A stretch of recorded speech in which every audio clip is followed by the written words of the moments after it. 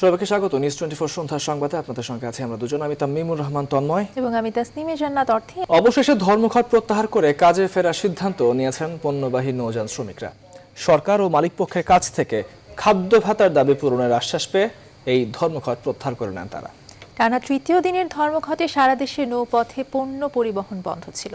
পণ্য খালাস না হয় নারায়ণগঞ্জ, চট্টগ্রাম, মোংলা, চাঁদপুর এবং বরিশাল সহ সব নদী বন্দরে আটকা পড়ে শত শত জাহাজ। প্রতিনিধিদের সহযোগিতায় আরো জানাচ্ছেন তানজির মেহেদি। নিয়োগ, বেতন ভাতা বাড়ানো, খাদ্য ভাতা, প্রভিডেন্ট ফান্ড, নৌপথে নাব্য রক্ষা এবং সন্ত্রাস চাঁদাবাজি সহ নির্যাতন বন্ধের দাবিতে সোমবার মধ্যরাত থেকে ধর্মঘটে ছিল নৌযান শ্রমিকরা। টানা তৃতীয় দিনের ধর্মঘটে চট্টগ্রাম বন্দরের বহির্নোঙরে 30টির বেশি লাইটার জাহাজে প্রায় 20 লাখ টন পণ্য আটকা পড়ে। বরিশালও নোঙর করেছিল 100টিরও বেশি পণ্য ও জ্বালানিবাহী নৌযান। নারায়ণগঞ্জে বন্ধ ছিল 25টি ঘাট, যেখানে আটকা ছিল 117টি লাইটার জাহাজ আর প্রায় 5000 পণ্যবাহী নৌযান। অবশেষে সন্ধ্যায় সরকার ও মালিকপক্ষের আশ্বাসে খোরাকি ভাতা মেনে নেওয়ার প্রতিশ্রুতিতে ধর্মঘট প্রত্যাহারের ঘোষণা দেন শ্রমিকরা। আমাদের খোরাকি দাবি মেনে নিয়েছে মালিকেরা। এখন থেকে মানে যথারীতি শ্রমিকরা কাজে যোগদান করবে। এর আগে বৃহস্পতিবার দুপুরে সংবাদ সম্মেলন করেন জাহাজ মালিকরা। তারা দাবি করেন ধর্মঘট ছিল অযৌক্তিক, যা সরকারের কাজকে অস্থিতিশীল করার অপচেষ্টা মাত্র।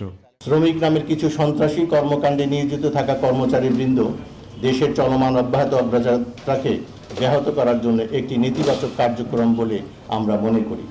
তবে শ্রমিকদের দাবিকে ন্যায্য বলেছিলেন নৌপরিবহন প্রতিমন্ত্রী। তাদেরকে আমরা শ্রমিক বলতেছি, আবার সন্ত্রাসী তো বলা যায় না। তারা তাদের অধিকারের জন্য তারা আছে, সেই জায়গাটায় কিভাবে সমন্বয় করা যায় আমাদের পক্ষ থেকে আমরা সেটাই চেষ্টা চালাচ্ছি এবং আমরা মনে করি এটা সমন্বয় আজকের মধ্যে হয়তো হয়ে যাবে।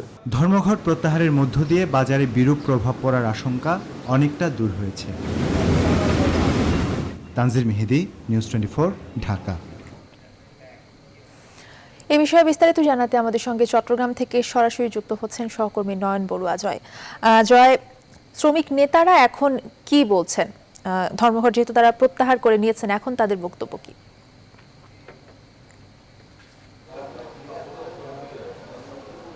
ধন্যবাদ অতি, আপনি যথার্থই বলছেন। আমি আপনাকে জানাতে চাচ্ছি তাদের যে 11 দফা দাবি নিয়ে কিন্তু আজকে কিন্তু 60 ঘন্টা পর তারা প্রত্যাহার কথা আমাদেরকে জানিয়েছেন। কারণ হলো তাদের সবচেয়ে 11 দফা দাবির মধ্যে সবচেয়ে গুরুত্বপূর্ণ দাবি যে দাবিটি হলো খোরাকি ভাতা। সেই খোরাকি ভাতা মেনে নেওয়ার কারণে কিন্তু আসলে যে এখানে যারা লাইটার শ্রমিক ইউনিয়ন এমনকি নৌ শ্রমিক ইউনিয়ন যারা আছেন তারা কিন্তু আসলে দাবি প্রত্যাহার করে তাদের যে ধর্মঘট সেই ধর্মঘট প্রত্যাহার করে নিয়েছে। আমি একটু কথা বলতে চাই বাংলাদেশ লাইটার শ্রমিক ইউনিয়নের সভাপতি, আমরা আপনার সাথে একটু কথা বলতে চাচ্ছি। আমি জানতে চাচ্ছি যে প্রত্যাহার করা হলো কিসের উপর ভিত্তি করে? আমাদের প্রথম খাদ্য ভাতা মানে নিয়ে গেছে, এই কথার পরিপ্রেক্ষিতে আমরা আন্দোলন প্রত্যাহার করেছি। সাধারণ সম্পাদক আছেন, আমি আপনার সাথে একটু জানতে চাচ্ছি আপনাদের যে 11 দফা দাবি ছিল, তো 11 দফার মধ্যে কয়টি দাবি আপনাদের মানা হয়েছে? আসলে টোটালি রিলিজ করছে আমাদের মাদার সংগঠন বাংলা নৌযান শ্রমিক ফেডারেশন ঢাকা কেন্দ্রিক অফিস, তাদের সাথে ডিট ডকুমেন্ট হয়েছে। শুধুমাত্র ওনারা এখনও ডিট হচ্ছে ফাইনালি সিদ্ধান্ত আমাকে জানা নাই, শুধু এটুকুই বলছে খাদ্য ভাতাটা যেহেতু মেইনলি শ্রমিকদের প্রধান দাবি ওইটা মানে নিচ্ছে এবং ওটার পরিপ্রেক্ষিতে আপনারা আপাতত আমরা প্রত্যাহার করে নেন। হ্যাঁ, কাজ অলরেডি শ্রমিকদের আমরা বলেছি, এরা কাজে ফিরে গেছে। আরও কয়েকজনের সাথে একটু কথা বলতে চাই, আপনার সাথে একটু জানতে চাই আপনাদের যে দাবি সেই দাবি তো ধরতে গেলে একেবারে মেনে নিল, তার কারণে আপনারা প্রত্যাহার করে নিয়েছেন। আমাদের 11 দফা দাবি আগেই তারা মেনে নিয়েছে, তার যুক্তিকতা প্রমাণ করেছে এবং এটার একটা ডিসিশনও হয়েছে কে কোন মন্ত্রণালয় কোন দায়িত্ব পালন করবে, এটার একটা ডিসিশনও হয়েছে। এখন খাদ্য ভাতাটা নির্ধারণ করার দায়িত্ব ছিল, কিন্তু খাদ্য ভাতাটা আজকের বৈঠকে নির্ধারণ হয়েছে, এই জন্য আমরা কর্মবিরতি প্রত্যাহার করছি এবং শ্রমিকদেরকে যথারীতি অতি আপনি অবশ্যই বুঝতে পারছেন, এখানে যারা শ্রমিক নেতা রয়েছেন তারা বলছেন তারা একটু পরে কিন্তু আসলে শ্রমিক যারা আছেন তারা কাজে ফিরবেন। তারা বলছেন তাদের যে মূল দাবি রয়েছে আসলে খোরাকি ভাতা, খাদ্য ভাতা, সেই খাদ্য ভাতা মেনে নিয়ে তারা কিন্তু তাদের যে ধর্মঘট সেই ধর্মঘট থেকে তারা সরে গেছেন বলে আমাদেরকে জানিয়েছেন। তো এ ছিল আমার এখানকার সর্বশেষ। ফিরে যাচ্ছি স্টুডিওতে অতির কাছে। জয়, ধন্যবাদ আপনাকে। চট্টগ্রাম থেকে আমাদের সঙ্গে সরাসরি যোগ দিয়েছিলেন সহকর্মী নয়ন বড়ুয়া। জয়।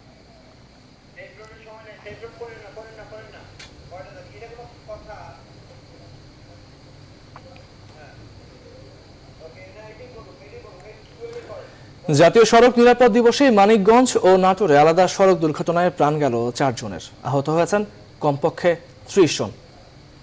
দুপুরে মানিকগঞ্জের সিংগাইর উপজেলার ঋষিপাড়া বকচর এলাকায় ঢাকামুখী একটি বাস নিয়ন্ত্রণ হারিয়ে খাদে পড়ে চালকসহ 3 জন নিহত এবং 20 জন আহত হন। আহতদের মানিকগঞ্জের বিভিন্ন হাসপাতালে ভর্তি করা হয়েছে। এদিকে সকালে নাটোরের বনপাড়া ঢাকা মহাসড়কের মহিষভাঙ্গা এলাকায় বাস ও ট্রাকের সংঘর্ষে 1 জন নিহত এবং কমপক্ষে 15 জন আহত হয়েছেন।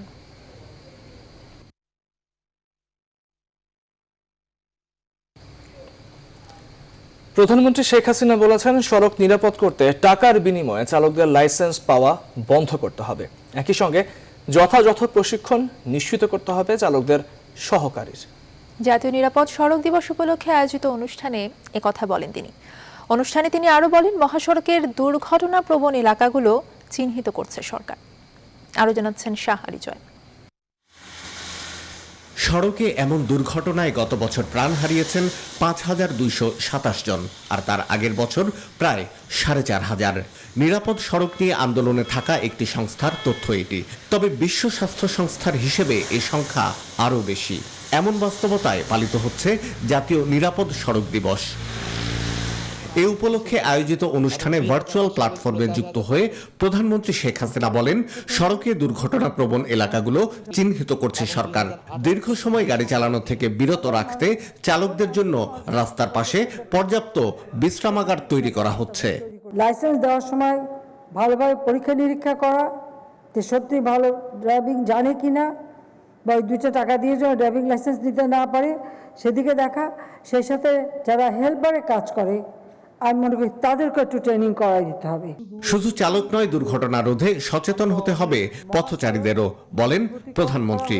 বাচ্চা নিয়ে মা ফ্লাইওভার বাদ দিয়ে ওই রাস্তার মধ্যে দৌড় দিল, একটা হাত থেকে ছুটে গেল, গাড়ির নিচে পড়ে মারা গেল। দোষ কার? ড্রাইভারের। কেন ড্রাইভারকে দোষ দেবো? আন্দোলন হবে সরকারের বিরুদ্ধে, সরকার পদত্যাগ চাইবে, কিন্তু দোষটা কার সেটা আর দেখবে না। তো এই সব বিষয়ে যে নাগরিক সচেতনতা আমাদের কাছে খুব বেশি প্রয়োজন। আলোচনায় উঠে আসে বৈশ্বিক মহামারী করোনা প্রসঙ্গ। বলেন, করোনা মোকাবেলায় সচেতন থাকতে হবে সবাইকে।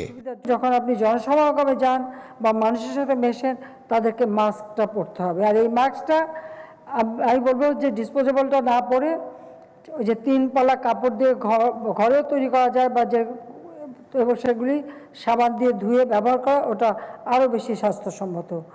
আমি নিজে ওটা শুরু করে দিয়েছি, নিজে এখন কাপড়টাই পরা শুরু করেছি। আমি এই সিনথেটিকে পরা বাদ দিয়ে দিয়েছি। শেখ হাসিনা বলেন, বিশ্বের অনেক দেশে করোনার দ্বিতীয় ধাক্কা শুরু হলেও বাংলাদেশের পরিস্থিতি এখনো তুলনামূলক ভালো। আমরা শুরু করে শাহ আলী জয়, নিউজ 24, ঢাকা। সড়ক পরিবহন আইন কার্যকরের পরেও নিরাপদ হয়নি সড়ক, কমেনি দুর্ঘটনা, মৃত্যু। যদিও আগের চেয়ে তুলনামূলক নিয়ম মেনে যানবাহন চালানোর প্রবণতা বেড়েছে।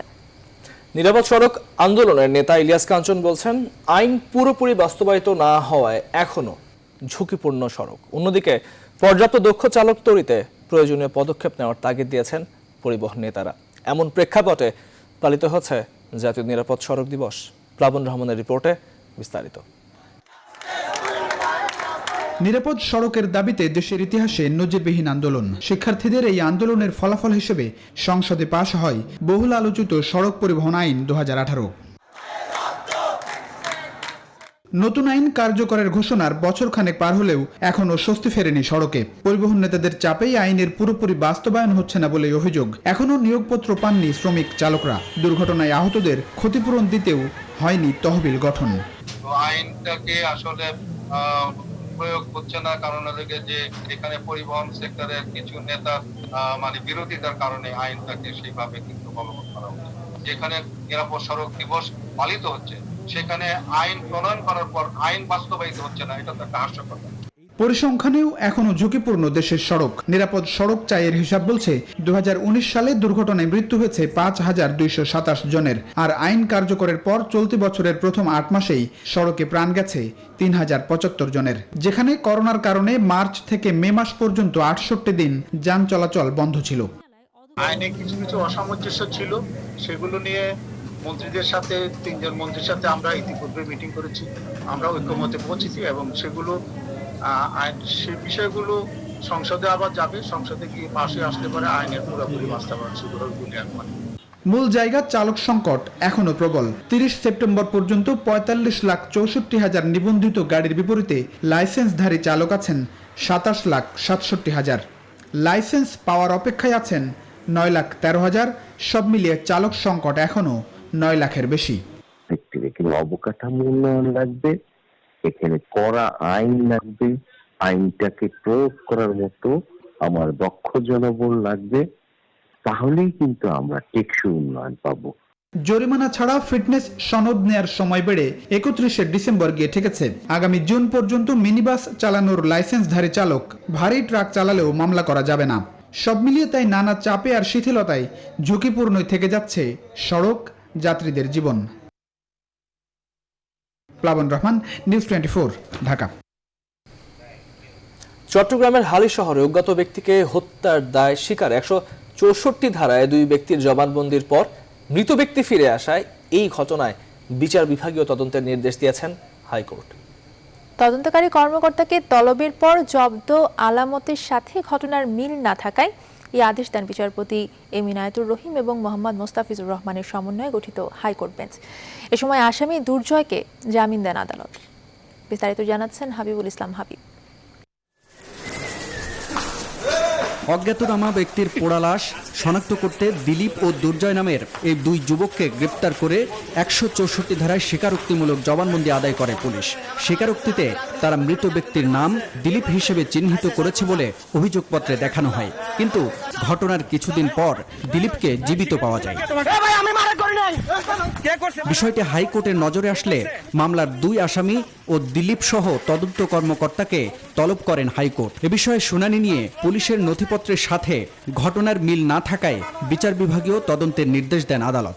চিফ মেট্রোপলিটন ম্যাজিস্ট্রেট চিটাগংকে একটা ডাইরেকশন দিয়েছে টোটাল ম্যাটারটা ইনকোয়ারি করে রিপোর্ট দেওয়ার জন্য। দেখা যায় আসামি হত্যা করেছে কাউকে না কাউকে, সে দিলীপ হোক আর XYZ অন্য কেউ হোক, হয়তো সে বাঁচার জন্য বা পুলিশকে বিভ্রান্ত করার জন্য কৌশলে সে এটা এড়াই যাচ্ছে।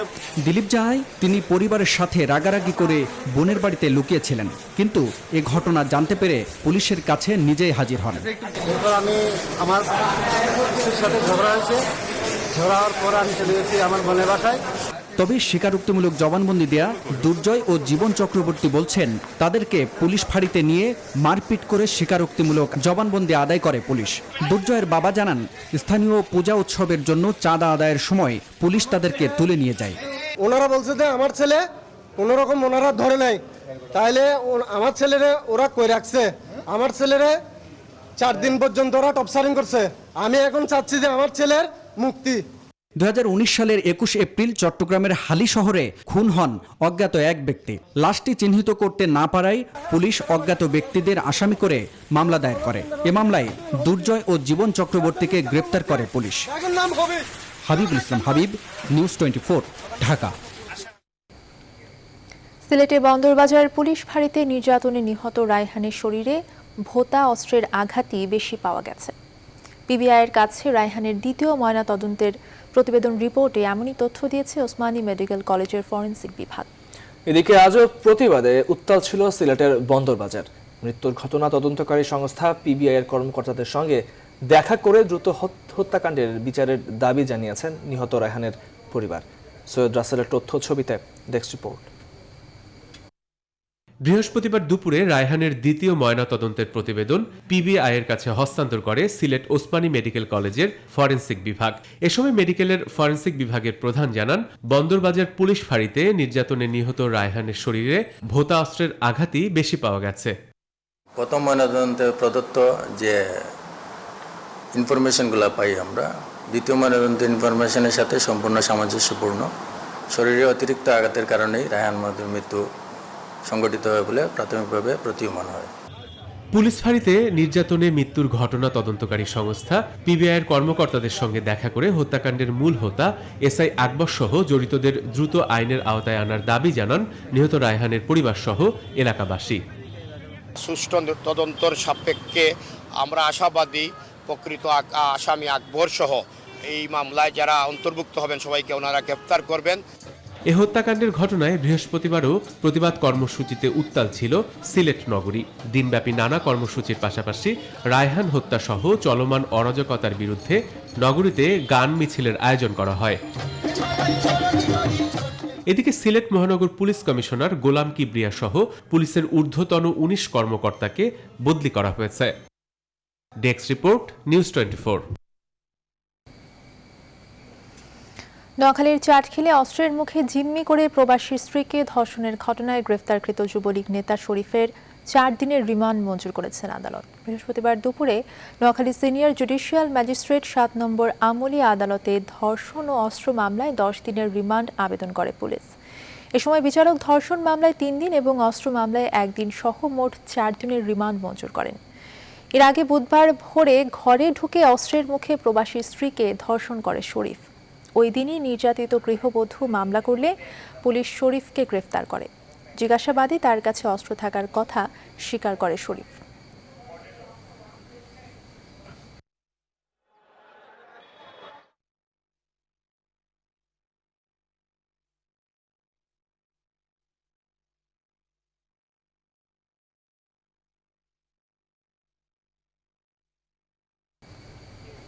রাজধানীর পাইকারি বাজারে কয়েকদিন ধরে আলুর কৃত্রিম সংকট তৈরি হলেও বৃহস্পতিবার থেকে আড়তগুলোয় আসতে শুরু করেছে পর্যাপ্ত আলু।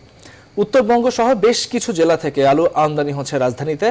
দিন ব্যবধানে কেজি প্রতি আলু 2 টাকা কমে পাইকারি 30 টাকা আর খুচরা বাজারে 35 টাকা দরে বিক্রি হচ্ছে আলু। তবে খুচরা বাজারে এখনো 40 টাকা বেশি মূল্যে আলু বিক্রির প্রমাণ মিলেছে। এক্ষেত্রে পাইকারি এবং খুচরা বাজারের নিয়মিত মনিটরিং জোরদারের কথা জানিয়েছে জাতীয় ভোক্তা অধিকার সংরক্ষণ অধিদপ্তর। আলুর বাজার ঘুরে আরও জানাচ্ছেন সৈয়দ রায়হান।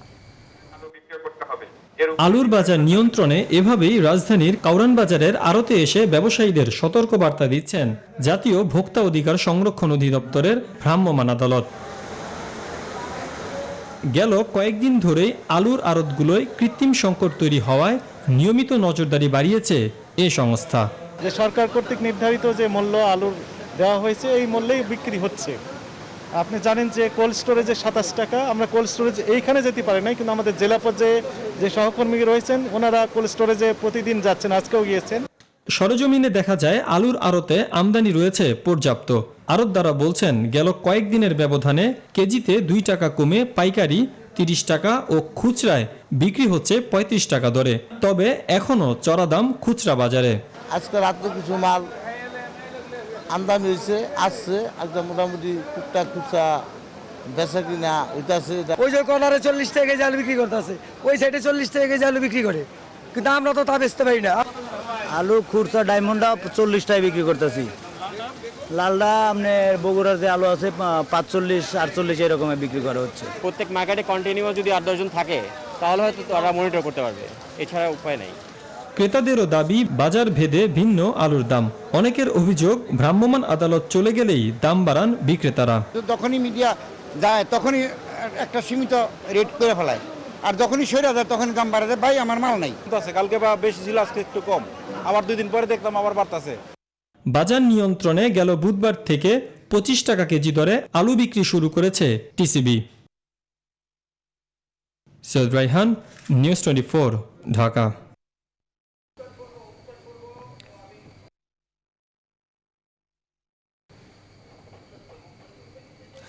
বাণিজ্যমন্ত্রী টিপু মুন্সি বলেছেন, নিত্য প্রয়োজনীয় পণ্য আমদানিতে ভারত নির্ভরতা কমাতে চায় বাংলাদেশ। আগামী 3 বছরের মধ্যে পেঁয়াজ উৎপাদনে স্বয়ংসম্পূর্ণ হবার লক্ষ্য নিয়ে সরকার কাজ করছে বলেও জানান তিনি। বৃহস্পতিবার দুপুরে সচিবালয় ঢাকায় নিযুক্ত ভারতের হাই কমিশনার বিক্রম দোরাইস্বামীর সঙ্গে বৈঠক শেষে বাণিজ্যমন্ত্রী এসব কথা বলেন। তিনি আরো বলেন, নিজেদের ঘাটতির কারণে ভারত পেঁয়াজ রপ্তানি বন্ধ করেছে, তবে আগামীতে পেঁয়াজ রপ্তানির বন্ধের আগে অন্তত 1 মাস আগে বিষয়টি জানাতে হাই কমিশনারকে অনুরোধ জানান তিনি। এছাড়াও দ্বিপক্ষীয় বাণিজ্যিক সম্পর্ক উন্নয়নে তাদের মধ্যে আলাপ হয়েছে বলে জানান মন্ত্রী।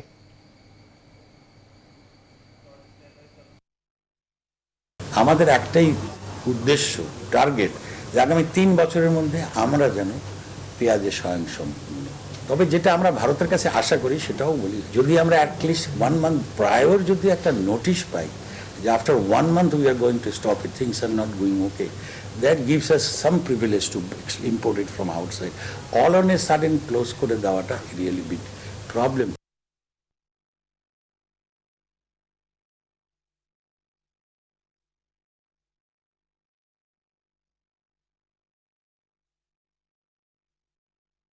দেশে করোনায় আরও 24 জনের মৃত্যু হয়েছে। এ পর্যন্ত মোট প্রাণহানি 5,747 জন। 24 ঘন্টায় নমুনা পরীক্ষা করা হয়েছে 14,958টি। নতুন করে করোনায় শনাক্ত 1,696 জন। এ পর্যন্ত মোট আক্রান্তের সংখ্যা 3,94,827 জন। নতুন সুস্থ হয়ে বাড়ি ফিরেছেন 1,687 জন। এ পর্যন্ত মোট সুস্থ 3,10,532 জন। বৃহস্পতিবার স্বাস্থ্য অধিদপ্তরের নিয়মিত প্রেস বিজ্ঞপ্তিতে এসব তথ্য জানানো হয়।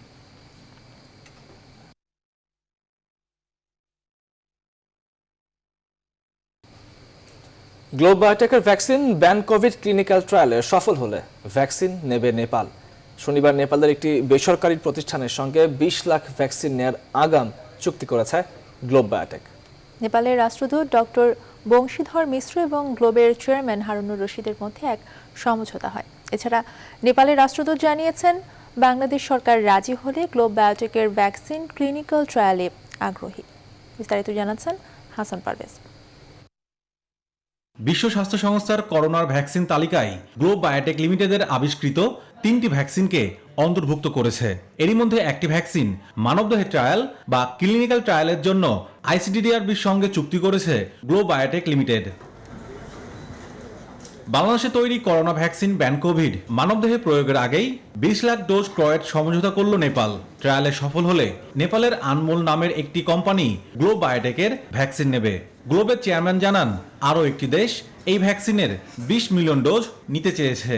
ইন্টারনেট দেখাচ্ছে অনেকে এখন ফ্লাইট চলাচল করলে অনেকে চলে আসতো, কারণ ভ্যাকসিন আগে বুকিং না হইলে ভ্যাকসিন কেউ পাবে না, কোনো দেশে পাবে না। আমার প্রোডাকশন ক্যাপাসিটির বাইরে যদি আমার ডিমান্ড বেশি থাকে, তখন আমি এটাকে অন্য কোম্পানি থেকে বানাই, এটাকে কন্ট্রাক্ট টোল ম্যানুফ্যাকচারিং বলে। তো আমাদের কন্ট্রাক্ট ম্যানুফ্যাকচার আমাদের বাংলাদেশের 4-5টা কোম্পানি আছে অলরেডি। নেপালের রাষ্ট্রদূত জানান, গ্লোব বায়োটেকের ভ্যাকসিন নেপালে ট্রায়াল করতে আগ্রহী তারা। We are very much interested. বন্ধুদেশ বাংলাদেশের একটি প্রতিষ্ঠান করোনা ভ্যাকসিন আবিষ্কার করায় নেপালের জনগণ গর্ববোধ করে। আমরা গ্লোবের ভ্যাকসিনের বিষয়ে খুবই আগ্রহী। গ্লোবের ভ্যাকসিন সফল হলে এটা বাংলাদেশের জন্য একটা বিরাট অ্যাচিভমেন্ট হবে। গত 2 জুলাই করোনা ভ্যাকসিন আবিষ্কারের কথা ঘোষণা দিয়েছিল প্রতিষ্ঠানটি। হাসান পারভেজ, নিউজ 24, ঢাকা। বিশ্বজুড়ে আবারও বেড়েছে করোনায় সংক্রমণ এবং মৃত্যু। গেল 24 ঘন্টায় সারা বিশ্বের রেকর্ড সংখ্যক 4,37,400-র বেশি রোগী শনাক্ত হয়েছে। প্রাণ গেছে প্রায় 7,000 মানুষের। ইতালি সহ ইউরোপে ফের বাড়ছে সংক্রমণ। এদিকে যুক্তরাজ্যের পর এবার ব্রাজিলে অ্যাস্ট্রাজেনেকা এবং অক্সফোর্ড বিশ্ববিদ্যালয়ের করোনা ভ্যাকসিনের ক্লিনিক্যাল ট্রায়ালে অংশ নিয়ে একজন স্বেচ্ছাসেবকের মৃত্যু হয়েছে। মারা যাওয়া স্বেচ্ছাসেবক ব্রাজিলের নাগরিক। তবে এই ঘটনায় ভ্যাকসিনটির পরীক্ষা বন্ধ হবে না বলে জানিয়েছে ব্রাজিলের স্বাস্থ্য কর্তৃপক্ষ। বুধবার অক্সফোর্ড বিশ্ববিদ্যালয় কর্তৃপক্ষ টিকার ট্রায়াল চালিয়ে যাওয়ার সিদ্ধান্ত নিশ্চিত করেছে।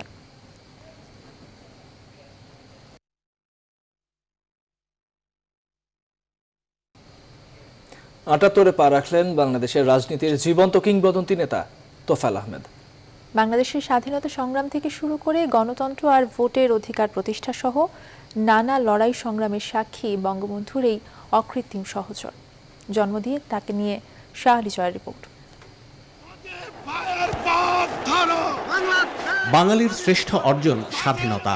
মুক্তির এই সংগ্রামে স্বাধীনতার স্থপতি বঙ্গবন্ধু শেখ মুজিবুর রহমানের ছায়া সঙ্গী হয়েছিলেন যে কজন তরুণ, তার মধ্যে অন্যতম তোফায়েল আহমেদ। স্বাধীনতা পূর্ব উত্তাল গণ আন্দোলনে ছাত্র সমাজকে দক্ষ হাতে সংগঠিত করেন তৎকালীন এই ডাকসু ভিপি। স্বাধীনতা পরবর্তী বাংলাদেশে জাতির জনককে হত্যার পর যে কোনো গণতান্ত্রিক আন্দোলনে তোফায়েল আহমেদ ছিলেন সামনের সারিতে। জিয়ার সামরিক শাসন আর এরশাদের স্বৈরতন্ত্র উৎখাতের আন্দোলনে গুরুত্বপূর্ণ ভূমিকা রাখেন বর্ষিয়ান এই নেতা।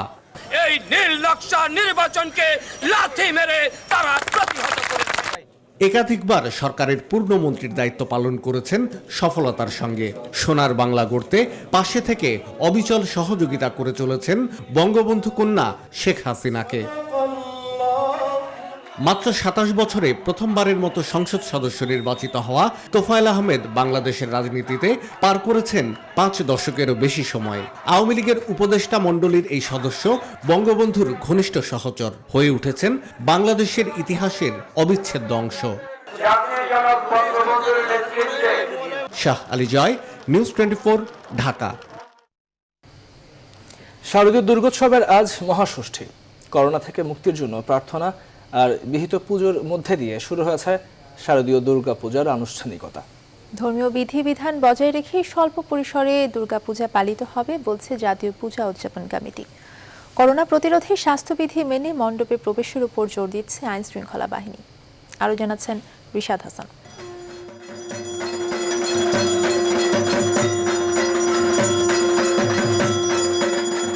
বাজছে শারদীয় দুর্গোৎসবের ঢাক। শুরু হলো হিন্দু ধর্মাবলম্বীদের মহা উৎসবের দিন।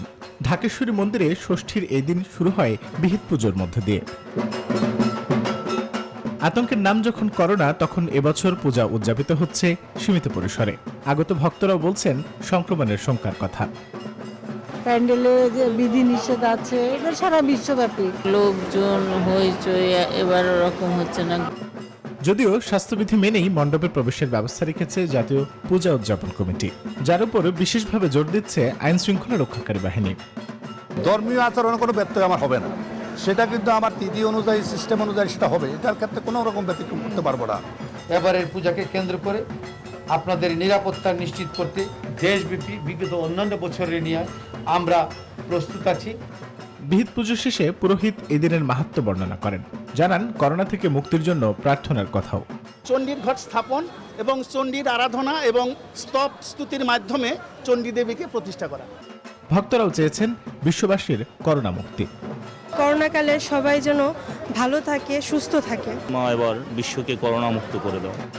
শুক্রবার সপ্তমীর দিন বেলা 12টা 1 মিনিটে সারা দেশের মণ্ডপগুলোতে করোনা থেকে মুক্তির জন্য বিশেষ প্রার্থনা করার কথাও জানানো হয়েছে। করোনা ভীতির মাঝেই ষষ্ঠীর বিহিত পূজার মধ্য দিয়ে শুরু হলো শারদীয় দুর্গোৎসবের আনুষ্ঠানিকতা। আগত ভক্তরা বলছেন এবছর দেবীর কাছে বিশেষ করে প্রার্থনা থাকবে বিশ্ববাসীর করোনা থেকে মুক্তি। রিশাদ হাসান, নিউজ 24, ঢাকা। বঙ্গোপসাগরে সৃষ্ট লঘুচাপটি পরিণত হয়েছে গভীর নিম্নচাপে। দুর্গাপূজার মৌসুমে ভারী বৃষ্টির বার্তা নিয়ে এই বায়ুচক্র পশ্চিমবঙ্গ বাংলাদেশ উপকূলের দিকে অগ্রসর হচ্ছে। গভীর নিম্নচাপ কেন্দ্রে 48 কিলোমিটারের মধ্যে বাতাসের একটানা সর্বোচ্চ গতিবেগ ঘন্টায় 50 কিলোমিটার, যা দমকা বা ঝোড়ো হাওয়া আকারে 60 কিলোমিটার পর্যন্ত বৃদ্ধি পাচ্ছে। এ কারণে সাগর উত্তাল রয়েছে। চট্টগ্রাম, কক্সবাজার, মোংলা ও পায়রা সমুদ্র বন্দরকে 3 নম্বর স্থানীয় সতর্ক সংকেত নামিয়ে 4 নম্বর হুঁশিয়ারি সংকেত দেখাতে বলা হয়েছে।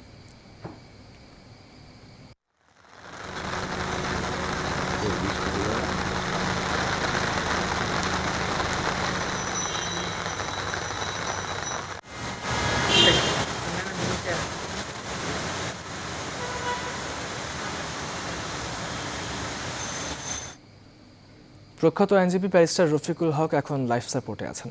তার ফুসফুসের অবস্থা আগের চেয়ে একটু উন্নতি হয়েছে, তবে এখনও ক্রিটিক্যাল অবস্থাতেই রয়েছেন বলে জানিয়েছেন গণস্বাস্থ্য কেন্দ্রের প্রতিষ্ঠাতা ডক্টর জাফরুল্লাহ চৌধুরী। বৃহস্পতিবার দুপুরে রাজধানীর রাতদিন হাসপাতালে রফিকুল হককে দেখার পর তিনি কথা জানান।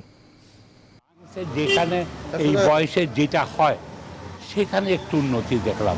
আমি কয়েকটা এক্সরের কম্পারিজনটা দেখলাম, তাতে একটু উন্নতি আছে। এবারে মার্কিন নির্বাচন প্রসঙ্গ।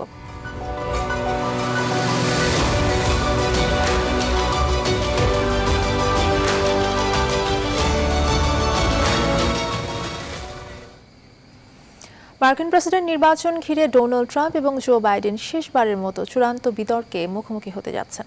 বাংলাদেশ সময় শুক্রবার সকালে চূড়ান্ত বিতর্কে অংশ নেওয়ার আগে এই বিতর্ক নিরপেক্ষ নয় বলে মন্তব্য করেছেন ট্রাম্প। জাতীয় গোয়েন্দা পরিচালক দাবি করেছেন, ইরান ও রাশিয়ার কাছে যুক্তরাষ্ট্রের কিছু ভোটার নিবন্ধনের তথ্য রয়েছে। অন্যদিকে নির্বাচনের আগে জমে ওঠা প্রচারণায় তীব্র কথার লড়াই চালিয়ে যাচ্ছেন উভয় দল। প্রচারণায় অংশ নিয়ে সাবেক প্রেসিডেন্ট বারাক ওবামা ট্রাম্পের তীব্র সমালোচনা করেন। অন্যদিকে পাল্টা ওবামার নামে বিদ্রূপ করেন ট্রাম্প। একই দিন নর্থ ক্যারোলাইনায় ক্যাম্পেইন করেন ডেমোক্রেটিক দলের ভাইস প্রেসিডেন্ট প্রার্থী কামালা হ্যারিস। মার্কিন নির্বাচনকে কেন্দ্র করে যুক্তরাষ্ট্র জুড়ে ব্যাপক সহিংসতার আশঙ্কা করা হচ্ছে।